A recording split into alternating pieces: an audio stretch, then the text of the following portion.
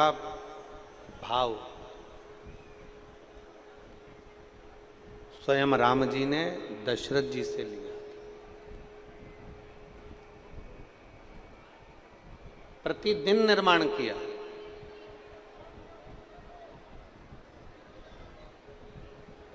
और अमलेश्वर की पवित्र भूमि से आप भी एक बात लेकर जाना, जब तुमको लगे कि मेरी जिंदगी बड़ी कष्ट में चल रही है, बहुत दुख का जीवन चल रहा है, बहुत तकलीफ चल रही है, बहुत तकलीफ,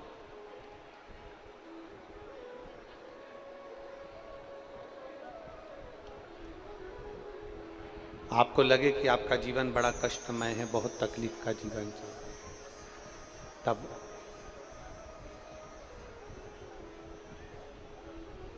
अपने घर के बाहर कोई गमला हो, कोई स्थान हो, कोई पेड़ वृक्ष हो, विषहरा, शामली बारी, दौतली, देव, शंकर जी की 5 बेटियों का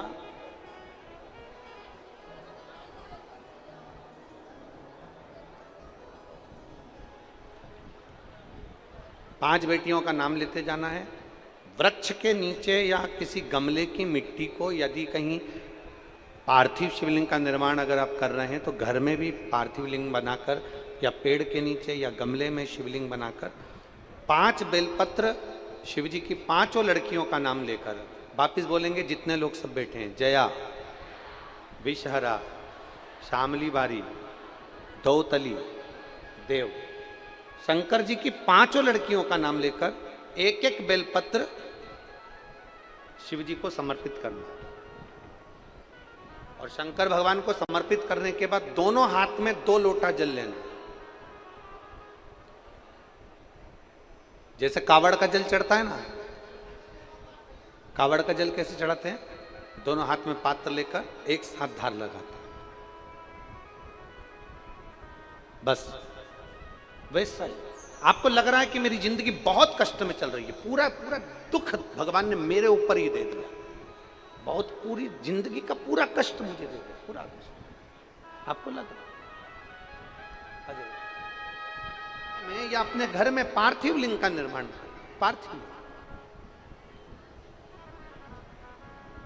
और पार्थिव लिंग का निर्माण कर 5 बेलपत्र शंकर भगवान पर उनकी 5 लड़कियों का नाम लेकर समर्पित कर। जया, विषहरा, शामली बारी, दौतली, देव, 5 बेटियों का नाम लेकर 5 बेलपत्र समर्पित कर हाथ में 2 लोटा जल लेकर शिव जी पर एक साथ धीरे धीरे धार लगाइए और एक घी का दीपक लगाकर प्रार्थना कर 5 बेलपत्र उठाकर अपने घर में लेकर आ जाइए।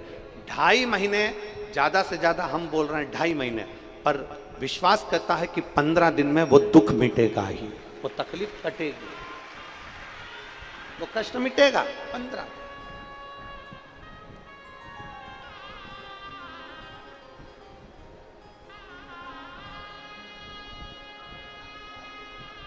औलाद का सुख,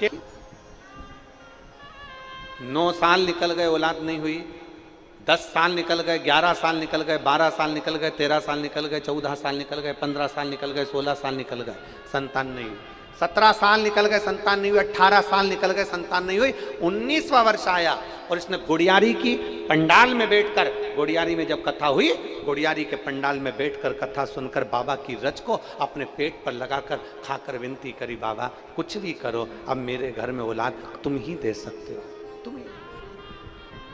माता जानकी और भगवान राम जी शिवलिंग का निर्माण करते इतने में समय में, तभी उन्होंने क्या देखा, क्या देखा कि एक बानर जो सहज भाव में एक छोटे से पाषाण को लेकर जा रहा है, छोटे से भाव, एक पाषाण को लेकर जा रहा है, और वो पाषाण साधारण नहीं था, वो मेरा हाटकेश्वर महादेव का शंकर ही था, वो पाषाण साधारण नहीं था। उस पाषाण की ही मेरे राम जी ने अर्चना कर ली उसी पाषाण की।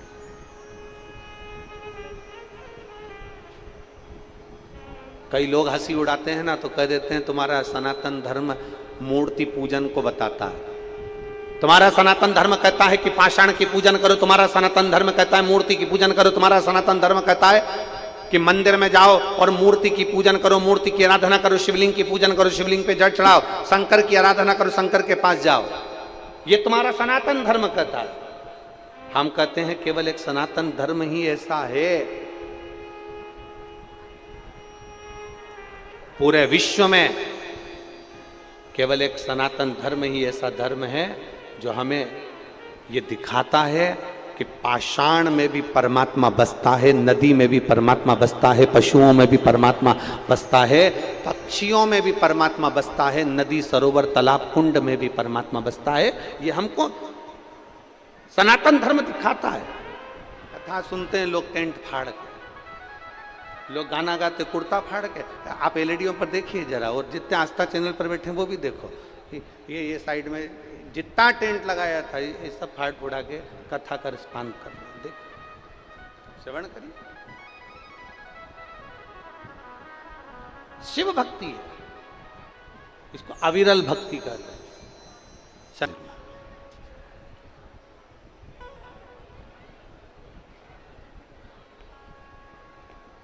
बिना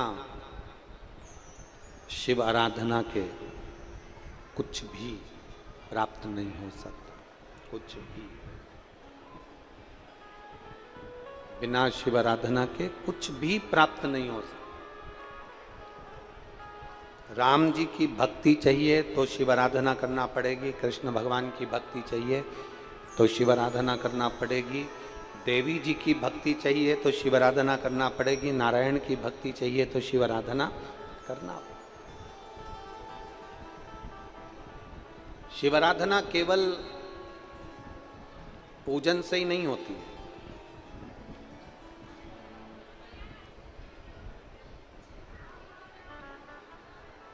शिव आराधना केवल पूजन से नहीं होती है। मंदिर जाओगे तो शिव आराधना होगी ये भी पक्का नहीं है। शिव आराधना किसको कहते हैं? हमने पहले अभी कुरुत की कथा में कहा था, किसी भूखे को भोजन कराना, किसी प्यासे को पानी पिलाना, कोई ने धक्का मार दिया, कोई ने तुम्हें खसका दिया, कोई ने कुछ बोल दिया, 7 दिन के चक्कर में बेर मोल मत लेना। 7 दिन तुम महादेव के हो और महादेव तुम्हारे हैं। 7 दिन ऐसी भक्ति करना कि शंकर भगवान की ऐसी कृपा हो कि भगवान तुम्हारी झोलियां इतनी खुशियों से भर दे कि आने वाले साल 2 साल में फिर शिव पुराण की कथा अमलेश्वर में हो जाए। ऐसी कृपा बाबा की।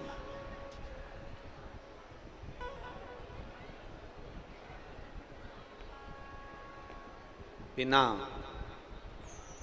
शिव आराधना के कुछ भी प्राप्त नहीं हो सकता, कुछ भी। बिना शिव आराधना के कुछ भी प्राप्त नहीं हो सकता। राम जी की भक्ति चाहिए तो शिव आराधना करना पड़ेगी, कृष्ण भगवान की भक्ति चाहिए तो शिव आराधना करना पड़ेगी, देवी जी की भक्ति चाहिए तो शिव आराधना करना पड़ेगी, नारायण की भक्ति चाहिए तो शिव आराधना करना पड़ेगी। शिव आराधना केवल पूजन से ही नहीं होती है।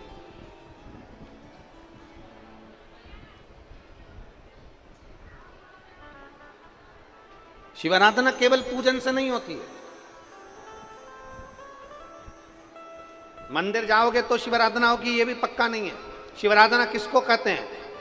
हमने पहले अभी कुरुत की कथा में कहा था, किसी भूखे को भोजन कराना, किसी प्यासे को पानी पिलाना, किसी बच्चे को एजुकेशन की जरूरत है, किसी बच्चे को शिक्षा की जरूरत है, उसके पास धन नहीं है, उस बच्चे को भगवान शंकर की हृदय भक्ति की शिव महापुराण कर रहे हैं, भगवान शंकर की कथा कर,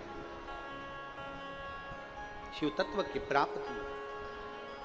देवराज अपने ब्राह्मण कर्म से वंचित हो गया और ब्राह्मण कर्म से देवराज वंचित हुआ। तो ऐसा वंचित हुआ कि चोरी का धन लेकर शंकर जी के मंदिर में पहुंच गया। शिवालय में उसके शरीर में ताप पड़ रहा, बहुत ठंड लग रही।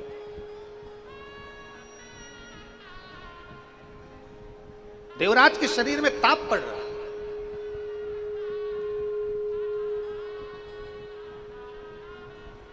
शरीर में कंपन हो रहा।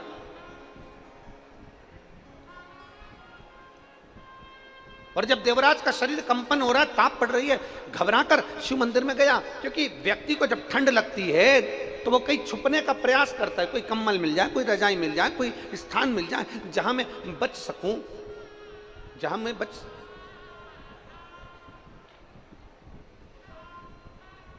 देवराज भी ढूंढ रहा है, मेरे शरीर में ताप पड़ रही, मैं कहां जाऊं। शंकर के मंदिर में चले गए।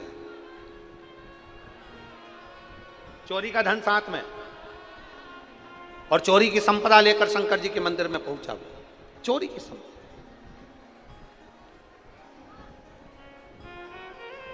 छुपा रहा था, चोरी के सामान को छुपा रहा।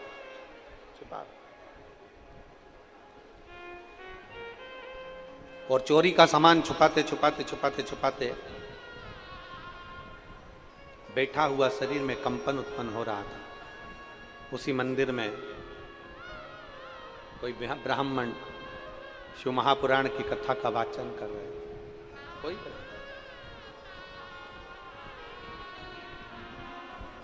शिव महापुराण की कथा का वाचन कर रहे थे और हर हर महादेव। ब्राह्मण बार बार हर हर महादेव का नारा लगा रहे थे, तो इसको कंपन हो रहा था, सर का दर्द हो रहा था। देवराज को लगा कि यहां रहना उत्तम नहीं है। बड़ा रुष्ट होकर उस मंदिर से बाहर निकल, बड़ा रुष्ट। और जब रुष्ट होकर मंदिर के बाहर निकला, गया एक बेलपत्री के वृक्ष के नीचे, एक बेलपत्री के पेड़ के नीचे बैठ गया और बेलपत्र के वृक्ष के नीचे बैठा। शरीर में ताप इतना ज्यादा था, कष्ट इतना ज्यादा था कि उसके प्राण बेलपत्री के वृक्ष के नीचे ही छूट गए। बेलपत्री के वृक्ष के नीचे ही उसके प्राण छूट गए। शरीर में कष्ट इतना ज्यादा था, शरीर में तकलीफ इतनी ज्यादा थी, बेलपत्र के वृक्ष के नीचे प्राण छूट गए। अब भगवान देवाधिदेव महादेव उसको लेने के लिए आए, तो उसके मन में संशय ये उत्पन्न हो गया कि मेरे जैसा पापी ब्राह्मण घर में जन्म लेने के बाद मैं चुगली करा, ब्राह्मण घर में जन्म लेने के बाद मैंने निंदा करी, ब्राह्मण के घर में जन्म लेने के बाद मैंने निंदा कर रहा हूं, चुगली कर रहा हूं, अपशब्द कह रहा हूं, चोरी का काम कर रहा हूं, चुरा रहा हूं। ऊपर के स्पीकर बंद हैं आधे से ज्यादा। चोरी का धन है मेरे पास में, मैं ब्राह्मण कुल में जन्मा हूं और ब्राह्मण कुल में जन्म लेने के बाद, स्पीकर ऑन बंद पड़े साहब, ब्राह्मण कुल में जन्म लेने के बाद मेरा जन्म ब्राह्मण कुल में हुआ, फिर भी मैंने चोरी करी, निंदा करी, अपशब्द बोला, बेकार कर्म किए, गलत कर्म किए और सारे बेकार कर्म मैंने किए और उसके बाद भी मुझे कैलाश धाम मिल गया। इससे बढ़कर सुख और क्या। आप भी जितने बैठे हो ना, भगवान को धन्यवाद देना कि ना जाने कितनी बार हमारे मुख से निंदा निकलती होगी, ना जाने कितनी बार हमारे मुख से अपशब्द निकलता होगा, ना जाने कितनी बार हमारे मुंह से गालियां निकलती होंगी, ना जाने हमारे मुंह से कितने बार लोगों के लिए अपशब्द निकल जाता होगा। उसके बाद भी देवाधिदेव महादेव ने करोड़ों की भीड़ में से छाट कर आपको शंकर की कथा में लाकर बिठाया है, तो कहीं ना कहीं शंकर की करुणा ही होगी। तो ये मानकर चलना कि कहीं हमारे पूर्वजों का पुण्य था। देवराज नाम के ब्राह्मण के माता का पुण्य था, जो वो जल चढ़ाती थी, उसका पुण्य यह था कि कैलाश धाम से शंकर आए हैं। और मेरा विश्वास करता है शिव महापुराण के माध्यम से आपके घर का, हमारे घर का कोई एक बच्चा भी अगर शंकर के मंदिर में जाकर जल चढ़ा रहा है तो अपनी 71 पीढ़ी को पार लगा रहा है। श्री शिवाय। 71 पीढ़ी को पार लगा रहा। मंदिर में पुताई करवाई, मैंने शंकर जी के मंदिर को सजाया था, मैंने शंकर जी के मंदिर में सफाई करवाई थी, मैंने शंकर जी के मंदिर में ये किया था, मैंने शिव जी के लिए ये करा था, मैंने कथा हो रही थी अमलेश्वर में तो मैंने 5 रुपए का पानी पिलाया, मैंने 50 रुपए की बोतल पिलाई, मैं बिस्कुट का पैकेट लाया। हमने बता दिया, हमने कह दिया। अच्छाई मत गिनाओ, अच्छाई तो तुम्हारी अपने आप गिनाई में आ जाएगी, अपना अवगुण गिनाओ, अवगुण।